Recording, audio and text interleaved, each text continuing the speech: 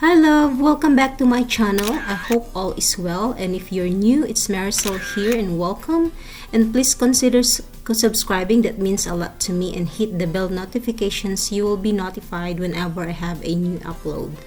Near Jean Dry Lake and Interstate 15, approximately 10 miles south of Las Vegas, Nevada, you'll see a large-scale site public artwork named 7 Magic Mountains, a creative expression of human presence in the desert.